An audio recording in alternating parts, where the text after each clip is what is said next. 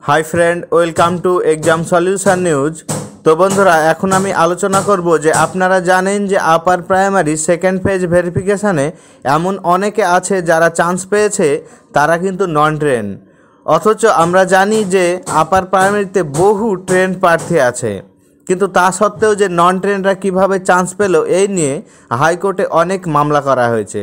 সে সমস্ত মামলার রায় হিসাবে হাইকোর্ট নির্দেশ দিয়েছে যে সমস্ত নন ট্রেন প্রার্থী আছে তাদের পূর্বে যে সমস্ত ট্রেন প্রার্থী আছে তাদেরকে অগ্রাধিকার দিতে হবে এবং আগামীতে যেন নন ট্রেনরা কোনো সুযোগ না পায়, অর্থাৎ ট্রেন প্রার্থীদেরকে আগে সুযোগ দিতে হবে, তারপরে যদি কোনো ট্রেন প্রার্থী না থাকে তবেই নন ট্রেনদেরকে সুযোগ দিতে হবে। তো এমতো অবস্থায় অনেকে কমেন্ট করছে যে এই নন ট্রেনদের ডাকার জন্য ট্রেন প্রার্থীরা যারা হাইকোর্টে মামলা করেছে শুধু কি তারাই একমাত্র সুবিধা পাবে না সকল ট্রেন প্রার্থীদের জন্য এই সুবিধা দেওয়া হবে।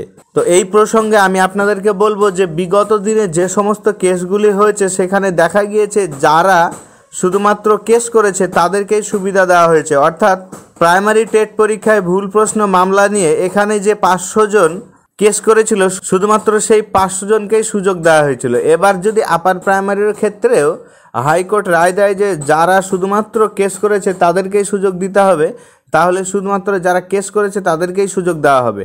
কিন্তু প্রাইমারি যে বিষয়টি বললাম এই বিষয় নিয়েও কিন্তু মামলা হয়েছে, আবার সুপ্রিম কোর্ট থেকে রায় দেওয়া হয়েছে যেহেতু এটি ভুল প্রশ্ন মামলা সেহেতু সমস্ত প্রার্থীর খাতা চেক করে দেখতে হবে। কিন্তু আপার প্রাইমারির ক্ষেত্রে এটা কিন্তু ভুল প্রশ্ন মামলা নয়, ট্রেন এবং নন ট্রেন প্রার্থীদেরকে নিয়ে যারা যে সমস্ত নন ট্রেন প্রার্থীদেরকে ডাকা হয়েছে তাদের বিরুদ্ধে মামলা করা হয়েছে যে বহু সংখ্যক ট্রেন প্রার্থী থাকা সত্ত্বেও কীভাবে নন ট্রেনরা আগে সুযোগ পায়।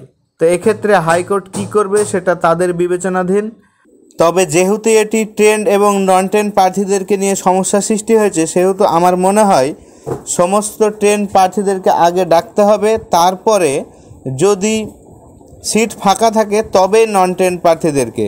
সেহেতু এটা রায় দেওয়া উচিত হবে যে কেস করুক বা না করুক সমস্ত ট্রেন প্রার্থীদেরকে আগে ডাকা হোক, কিন্তু বলা যাচ্ছে না এখানে কি করবে এটি, যেহেতু হাইকোর্ট এর আগে প্রাইমারি টেট মামলা নিয়ে শুধুমাত্র যারা কেস করেছে তাদেরকেই সুযোগ দিয়েছিল, এবারও হয়তো সেই রকম কিছু করতে পারে।